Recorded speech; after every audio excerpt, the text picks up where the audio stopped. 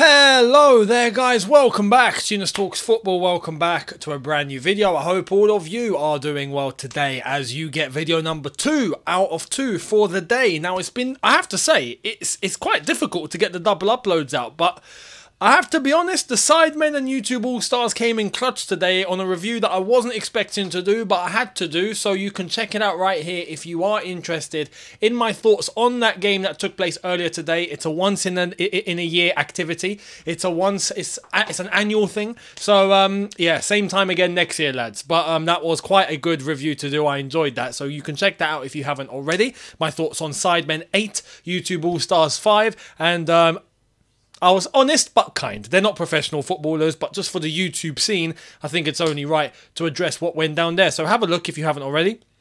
But this is where we get serious. This is where we get serious. And I told you guys that I had something to say in regards to Southgate, but now I've got even more.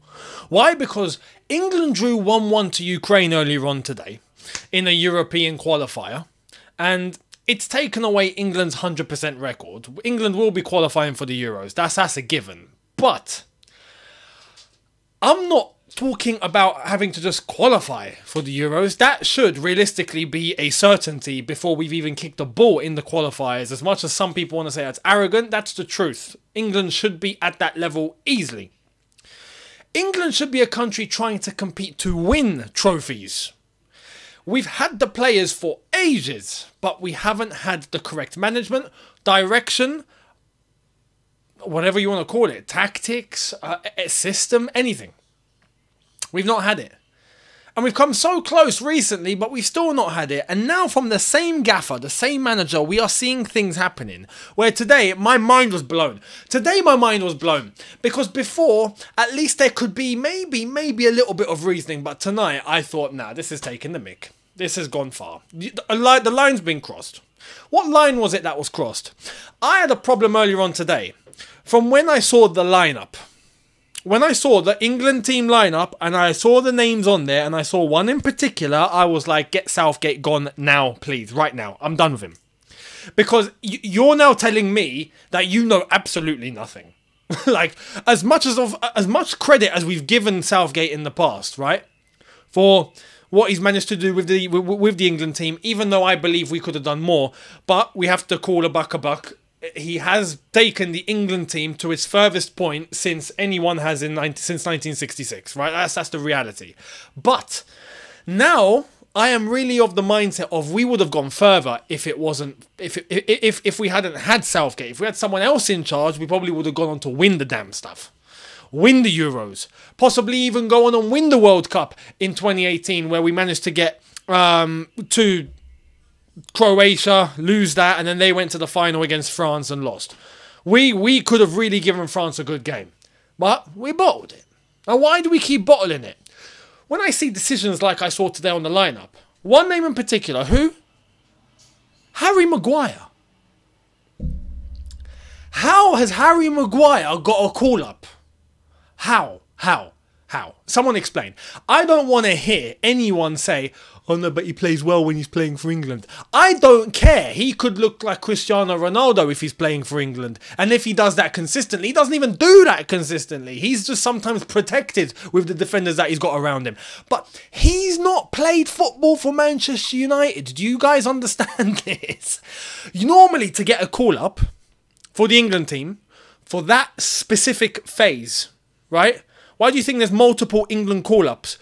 Or multiple international call-ups? Because it gives opportunity for players to play in their clubs and maybe catch the eye of the manager to then receive the call-up for a select few amount of games that the national team are going to play.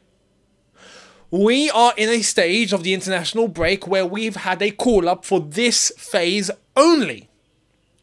That should be based on the players and how they are playing in their clubs since the start of the season. It's the first international break we've had this season. It should be based from day one of the season and how these players have played in their clubs. Harry Maguire has been nothing short of abysmal, and that's when he's played. If not, he's not played. He's been dropped. So, my man, Harry Maguire, has been sitting on the bench. I'm going to have a nap because I'm not playing. Eric Ten Hag doesn't want to play me, so I'm going to have a nap. And then maybe there's a couple of games. Harry, you're going on for 5 minutes. Oh, I got to go on? Alright, I'll go on. And then, you know, whoops, oh man, I just cost the team a goal. Oh, typical, always happens. You know, that's it. That's all we've seen. Yet somehow, that same Harry Maguire has got... Oh, hello, Gareth. Oh, I'm in the team. Alright, nice one, I'll see you there. Bye. How has he been called up? How has he been called up? I don't understand. It doesn't make any footballing sense. There's something wrong here. Something's wrong here. And I'm feeling really mad about this because I'm seeing defenders on the bench there that have been playing for their clubs that deserve to play. And it's a disgrace for them. Levi Colwill, 1, has played every minute for Chelsea this season, doesn't get ahead of Maguire. As bad as some people want to say Chelsea are playing, but I don't care. He's been playing, right? And to be fair, he's actually done all right. Tomori, playing. Dunk, playing. How are these players not getting ahead of Maguire? It doesn't add up. It doesn't compute. It doesn't make any sense. I'm really starting to think Harry Maguire's got something going on with Southgate here. This is the reality. Something has to be going on here. Has he got, I don't know, has he got leaks on him? Has he got messages, pictures, videos of Southgate doing something mad? I don't know, is he related to Southgate? Is his missus, uncle's, sister's brother, cousin, whatever related to Gareth Southgate? I don't know. Something's off. Something doesn't make sense, lads. It's crazy. For that alone, you deserve the sack. Because now you're not putting credibility into your decisions for this England team. You're putting the team in jeopardy because of your decisions at this point. And on top of that, another one. I saw this and I laughed. I was like, nah, brother, you don't watch football. Like, you actually don't watch football. How good has Bellingham been at Real Madrid? And no one expected it. Why? Because Ancelotti, an actual manager with a brain, right, has managed to find a way to get 4 players that no one thought could play together to actually play together. He managed to get Tchouaméni, Camavinga, Bellingham and Valverde to all play together at the same time. And how? A midfield diamond. No one really thought of that. And where's Bellingham playing? As the front of that diamond. He's playing in the 10. A position that no one thought he was able to do. Maybe people have seen him do it before, but no one was like, nah, Ancelotti's going to stick him in the 10. He gets stuck in the 10. How is he playing? He's playing absolutely phenomenal. Guy can't stop scoring. Guy can't stop getting assists. He is all over the place. In a good way. So what does Southgate do? Nah, mate. We got to get Henderson in this team. Henderson's got to play. I don't care. I don't care if he's 55 with a broken hip. Henderson's playing. So Bellingham, sorry, mate, you're going to go to the left. This position is untenable now. It's untenable. For that alone, it's untenable. I do not want to see Southgate take England to the Euros. I don't care. He's meant to be leaving after the Euros. That's long gone. He should have gone after the last tournament. See the last one we lost? Yeah? The final that was played at Wembley? He couldn't win that? He should have left then. And everyone was saying that. Now he wants one more. And the FA actually granted it to him. I mean, this is despicable. And then we see decisions like this. I mean, it's crazy. It's insanity. It's absolutely insane. Absolutely insane. I can't, nah, I can't. And then look in the subs that he made during that game. He took off Bellingham, Saka and Maddison to bring on Rashford, fair enough, Gallagher and Foden. Nothing makes sense. Nothing makes sense. So let me know your thoughts. Let me know your thoughts. Because now, look, Southgate needs to depart. Goodbye. It's done. I don't want to see him manage one more game. Not one more. I'm finished with him now. It's over. How can I say this, man? Do you guys understand the gravity of the situation? Maguire started and played the whole game. Do you guys understand how bad that is? Is it just me? Am I going mad? Or am I seeing things correctly here? I'm turning to Stormzy. Yeah, but not. Yeah, but no, but that's a Stormzy clip, isn't it? Southgate has got me doing that now. Unbelievable. I'm spitting 16 bars like Stormzy. Anyway, that was one half of this whole Ukraine-England game today. We're gonna prove that to the side. Let me know your thoughts on Southgate and what you think should happen down below. Now we're gonna shift it over to the Ukrainian side. Why? Because we got to talk about a player now. As a Chelsea fan, I have to talk about this player now. MUDRYK. As the meme goes, it's not looking good, bruv. It's not looking good. It's not looking good. I gotta be real. And I know there's two sides to the argument. There's one side of the argument now that are saying, nah, he's not good. He's not good. He can't do a thing, right? He's simply just not good enough. And there's the other side saying, no, we got to give him time. He needs to play. He needs minutes. He needs to be selected and start every game for a certain amount of games so he can start picking up form because his confidence is shattered. Where do I honestly stand with it? I'm going to be real with you guys. I'm going to be completely real. I do think there is an element to a player having to have a run of games in order to build. I completely understand that, right? But I accept that with a player that's maybe just come back from an injury, or a player who is playing all right but can do much better. MUDRYK has been shocking from day one. We've not seen a good MUDRYK. And the only time we actually saw something decent was in pre-season, very briefly. Now, I gotta be honest, because I would love to see MUDRYK get minutes and then build himself up. But if, and I have to say this, if this is the MUDRYK that we're seeing, or not that we're seeing, if this is the MUDRYK that is playing in training, if this is the sort of MUDRYK that Chelsea see in training, I can completely understand why Poch isn't picking him. Who would? If you see a MUDRYK play like this in training, with no pressure, no nothing, you see him put in performances like he's putting in now in matches, and that he's doing that consistently during training, are you going to select him in your starting 11? You'd be very hesitant to.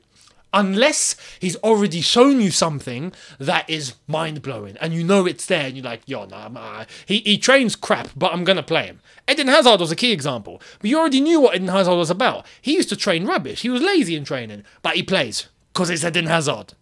You just know. From when he was young, you could just tell who Eden Hazard was, yeah? There are some players like that.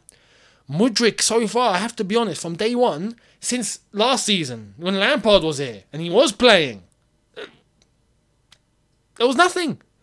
But we all were like, okay, no, look, the whole team are nothing right now. We're 12th. And Lampard exactly can't sort these lot out because he's incapable. This is the reality.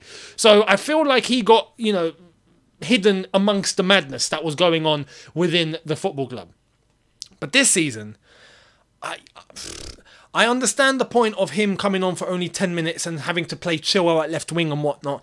But I also have to analyse the other side of the coin here. Shout out Miz. I have to be fair. I don't like Chilwell playing left wing. I think he's wrong, right? And I would love MUDRYK to play there instead. But if this is how MUDRYK has been showing himself to the club and to his manager, I can understand why he's not getting selected. He needs to show us something. Today, for Ukraine, for his country against England, nothing. Nothing, man. Nothing. It's scary. I'm actually starting to get a bit scared here. I'm starting to get a bit scared. He has to show us something. We need to see that there's a base here, there's a foundation to work with, and then we can start improving him. But if there's no foundation, what the hell are you going to build? Right now, he just looks shot. He looks like he doesn't know how to... Not that he doesn't know how to kick a ball. He looks like he doesn't know what to decide on. He doesn't know how to move, how to pass, how to control, nothing. It's crazy. It's absolutely insane. So I want to leave the question to you guys. Where do you stand? Because at this level, we should, even if a player is low on confidence, you should still see moments. Even if he's not consistent, but you see glimpses and go, oh, maybe it's a little low on confidence, but there's something there. Look, we've just seen it. There's been nothing. That's what... Look, right now, he's with us, right? I would like to be patient, but the signs are not looking good. They're really not. And I'm going to be honest. I'm going to say it as it is. I'm not going to shy away from that. So... This is why, honestly, and this is where I turn to Poch in terms of how Chelsea are playing. Look, if we're having to force ourselves to play Chilwell at left wing, mate, just put Maatsen there. Just put Maatsen. Maatsen's a different example in terms of what we've seen so far. So this is where, let me know your thoughts in terms of MUDRYK. Where do you stand? Where do you stand? Where do you stand? Because look, we've even clarified the situation of him training in the gym and overdoing it and maybe overtraining and Chelsea having to tell him to calm down. Are his priorities in the wrong place? That could be another thing that's maybe holding him back. Let me know down below your entire thoughts. Much appreciated. Now, talking about Chelsea, and before we end, tonight was a pleasure. An absolute pleasure. I didn't see the whole thing, but there was Chelsea legends versus Bayern Munich legends, and we did get to see, man, some of the old names. Flipping Petr, JT, Gary Cahill, Makalele, Essien, Ramirez, Malouda, Zola. We saw even some of the others from before them. LeBeuf, you know, Trev Sinclair. Mate, there are some of these players that were playing. Just, it was an absolute pleasure to see those guys play. Kalou, Solomon. Chelsea won 4-0 tonight. Chelsea legends beat Bayern Munich like 4-0. And if you go and look at the performance and you go and look at the goals, you see the way that Chelsea were playing. I'm like, oh my God, I've not seen Chelsea play like this in years. I miss this. It was beautiful. Even at their age, Michael Essien, oh my God, I thought he was finished. I thought Essien's knee destroyed him and he wasn't able to play anymore. Man, I'd play him in the starting 11 for the next game against Bournemouth. I'd stick Essien in the midfield, not a problem. The way that he was moving tonight, wow.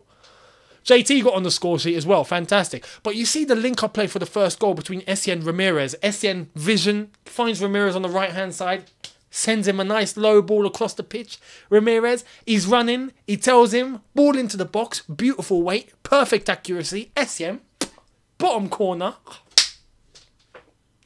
I could cry. I could cry. Malouda, link up. JT darts into the box. Malouda, left foot, as a left winger should. As a left winger should. Mate, I'd put Malouda in the Chelsea lineup right now for the Bournemouth game as well. Because what he was doing on the left-hand side was exactly what we need a left winger to do. And what happens? JT, yep, stretches, taps it in, 2-0. Thank you very much. Got Gary Cahill scoring goals, you know, because Zola is doing all sorts of a madness. Wow, was that the Gary Cahill goal? Or was that the Thiago goal? Yeah, it was. Zola. Oh my God, Zola. Zola. Ball comes to Zola. Zola, what does he do? Flicks it. Same way that Minimin flicked it over Gidin earlier on today. Zola flicks it over the defender. And then Gary Cahill, thank you very much. 3-0. 4-0. Man. The fourth goal was Thiago. Beautiful. Beautiful from Thiago. Absolutely beautiful. Essien. Ball comes to Essien. Essien doesn't even think about it. First touch. Standard. Over the top, straight into Thiago's path. 4-0. Why don't Chelsea play football like this anymore? How come legends that don't play football anymore are able to come and play that sort of football and we can't play that sort of football? It's incredible. And it's not even about looking good. It's just the reliability, the durability, the execution is always there. Execution. It doesn't stop. We used to be like that. Good times. Good times. What Chelsea used to be. Anyway, go and look at those goals and those highlights if you haven't already. It was a pleasure to watch that. It really, really was. And Chelsea, look, if I'm Pochettino, I'm showing them that match. I'm going, you can't do this? Shame on you. You know? Anyway, let me know your thoughts down below in regards to all three topics that I've discussed in this video. Southgate, Maguire, Saga, Maguire-gate. We're going to call it Maguire-gate, yeah? Maguire-gate, MUDRYK, MUDRYK-gate, and Chelsea Legends-gate. Let me know your thoughts on those three. Much appreciated down below in the comment section below, and I will see all of you tomorrow for Maybe a brand new one, maybe a brand new two. I'll see what's going to happen, because it is the international break and things have gone quiet as they're bound to. But don't worry, once things kick off again, double uploads are always going to be here. So make sure you guys are here for it. Much appreciated. So hit the subscribe button, hit the notification bell to be notified once I've uploaded. Smash the like button if you have enjoyed this. As well as that, check out the socials. They are on screen for you right now. All Instagrams, X's, X and TikToks, as well as they are in the description too, along with Shootout. So mine and George's brand new football channel that has been launched and has content on there, and more content coming. Make sure you guys are there for that. Much appreciated. And I will see all of you tomorrow. Have a good one, people. See you lot then. Take care and peace.